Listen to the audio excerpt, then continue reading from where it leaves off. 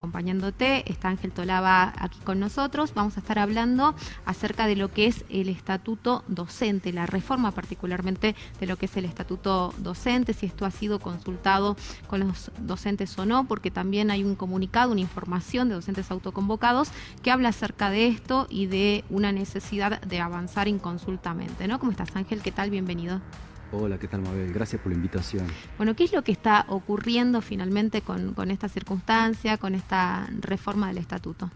Sí, en primer lugar, varias veces he venido ya anticipando lo que se venía, porque vamos hacia una época de reformas y me temo que en peores circunstancias a las llevadas ya en los años 90 con Juan Carlos Romero, Virgilio Choque, reformas que implicaron para el sistema educativo un gran perjuicio.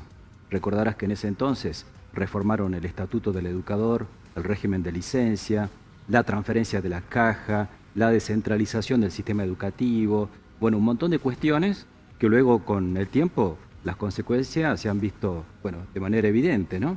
Bueno, en esta etapa parece que el gobierno de Sáenz, en complicidad con la intergremial, van a iniciar este conjunto de reformas por uno de los capítulos del Estatuto del Educador, que es el capítulo referido a la modificación de la Junta de Clasificación. Algo que el 99% de los docentes en las escuelas desconoce. Es decir, que ya en la forma tenemos acá una reforma de espalda a la comunidad educativa frente a un organismo que viene totalmente cuestionado, porque te quiero recordar que en la anterior gestión la Junta de Clasificación recibió el beneficio de una prórroga en medio de unas denuncias penales por falsificación de certificación de títulos, esto y lo otro, durante la gestión Berruezo. Y los docentes reclamábamos ya elecciones inmediatas para renovar y que se investigue todo esto. No, el entonces Ministerio de Berruezo, del gobierno de Urtubey, prorrogó esa junta de clasificación y en esta junta, durante la gestión de Sáenz, estábamos en medio de un periodo de convocatoria a elecciones. Es decir que acá otra vez de manera totalmente irregular, el Ministerio de Educación suspende las elecciones por un periodo aproximado de 2 meses para en el medio, luego de la convocatoria, de la presentación de agrupaciones ya para conformar listas, modificar las reglas de juego. Y esto nos preocupa porque la Junta de Clasificación es el organismo colegiado, son 10 miembros. La propuesta de entre gallos y medianoche del gobierno con el Ministerio es la de duplicar la Junta. Una para primaria y sus modalidades y otras para secundaria. Y te decía que es el organismo que debiera defender, uno, el ingreso a organigrama del sistema educativo a través de cuadro de puntaje, es decir, un ingreso legal. Y otra debería defender la carrera docente, cosa que no pasa en absoluto, por las denuncias que te venía mencionando.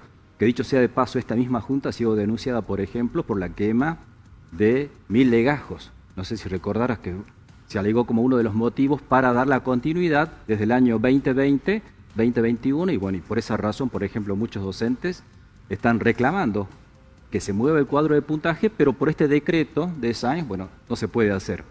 Bueno, lo que nosotros estamos haciendo con respecto a este punto de la reforma inconsulta es convocar para mañana a partir de horas 12 frente a la legislatura, porque este broche, este moño lo querría poner Senado para que quede ya consolidado. ¿Esto se trata como mañana ley. Supuestamente dentro del Senado provincial? Así estaba planteado en principio. De todas maneras, nosotros nos vamos a convocar para denunciar esto, repudiar, rechazar esta reforma inconsulta y exigir que se abra el juego con un debate que tiene que llevar a los establecimientos. Y te decía que esto es la punta del ovillo, porque paralelamente a esto se vienen dando otras reformas. No sé si recordarás que la semana pasada se incorporó por parte del senador de Capital los contenidos, una propuesta de contenidos para el nivel secundario obligatorio de educación financiera. Es decir, parece que todo el mundo se arroga el hecho de poder ser curriculista para introducir contenido en el sistema educativo y sin embargo la comunidad educativa, docentes, los estudiantes, los papás, la comunidad en general, no estamos siendo consultados para nada. Cuando acá los contenidos, por ejemplo, están en cuestión, no solamente porque el gobierno de la provincia está, a través de algunos de sus políticos afines, tratando de introducir contenidos que no van al fondo de la cuestión, sino también porque se están modificando, por ejemplo, a propuestas del ministro Canepa, se está facilitando la incorporación de ONG y fundaciones internacionales, como la Fundación TED, para capacitar en educación emocional. Ahora digo, ¿no hay una necesidad, Ángel, también de darle una vuelta rosca a lo que son los contenidos curriculares, más allá de que haya sido inconsulto? Digo, ¿no? No es necesario avanzar en herramientas que a los chicos les permitan otro tipo de inserción, porque lamentablemente el mundo que se viene también está relacionado con el trabajo por cuenta propia en muchos casos, ¿no? El emprendedurismo. El emprendedurismo, en el mejor de los casos, en el mejor de los casos. Bueno, sobre todo en provincias como Salta. Es necesario modificar de desempleo. Totalmente, en base a diagnósticos, por supuesto. Varias veces me ha invitado acá y yo te citaba las cifras, por ejemplo, de las pruebas en calidad educativa, sí, ¿no? Que lo hemos hablado. De la provincia, del país, a nivel internacional. Bueno, los últimos resultados. Argentina en comprensión lectora, dentro de 79 países, en el lugar número 64. En dominio de las matemáticas, 71 en ese lote de países. En las pruebas de la UNESCO, las últimas que se hicieron, Argentina está por debajo de la media.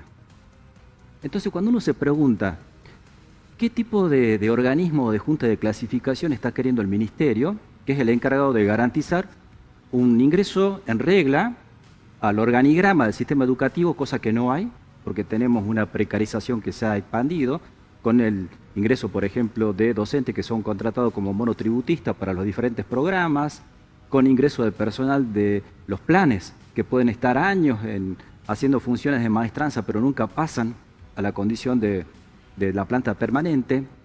Bueno, entonces lo que se está queriendo es la precarización. Y el otro punto de la calidad educativa, si estos son los índices de las evaluaciones internacionales de calidad que muestran a la provincia y al país muy allá debajo, estamos atacando con la incorporación de estos contenidos del emprendedorismo, la educación emocional, la educación financiera, estos temas, o directamente que nos sinceremos y digamos qué tipo de educación queremos para las mayorías. Está claro entonces acá que el proyecto es simplemente precarizar más y por otro lado deteriorar la calidad educativa. Vos decías el tema de la incertidumbre. Bueno, es algo a lo que nos resistimos no solamente los docentes de la provincia de Salta, sino del país.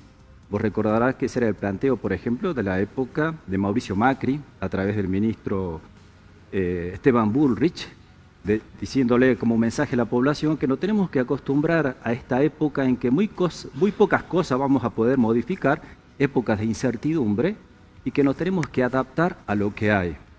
Y bueno, la formación o los contenidos para poder adaptarnos a lo que hay sin pelear por mayores derechos es aprender estos contenidos de emprendedorismo, de educación emocional, con respirar hondo y gestionar las frustraciones, porque así lo presentan precisamente el propio gobernador Say en la conferencia de la inauguración de este año, en la legislatura. Bueno, dijo eso, queremos educación emocional para que nuestros jóvenes, que con estas políticas que están decidiendo no le están dando una ventana de futuro, sepan gestionar sus propias frustraciones. Nosotros no queremos esto.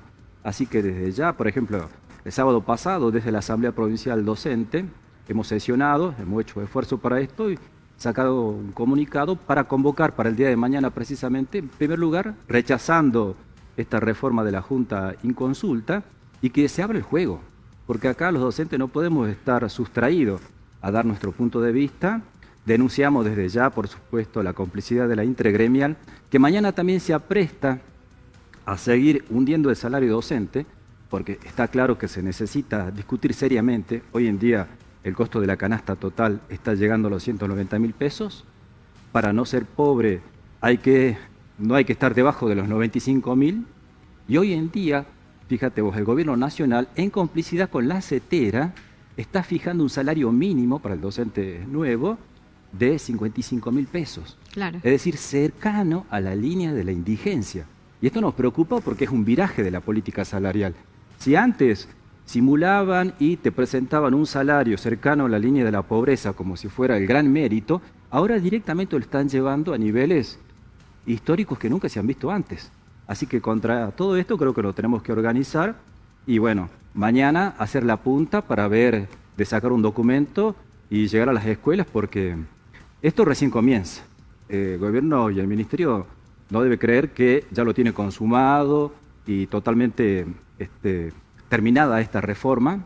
No queremos que sea como los 90, en la época de Romero, con Virgilio Choque, que han venido con unas reformas que la hemos tenido por décadas. Porque este es el otro aspecto de estas reformas. Si no nos organizamos y peleamos ahora, lo vamos a tener que sufrir, quién sabe, 15, 20 años. Bueno, interesante, obviamente lo vamos a seguir abordando y vamos a ver qué es lo que ocurre mañana, ¿no? Mañana, justamente cuando sesione el Senado Provincial. Muchísimas gracias, Ángel. No, por favor. Gracias por acompañarnos. Nos vamos a la pausa, quédate ahí y ya volvemos.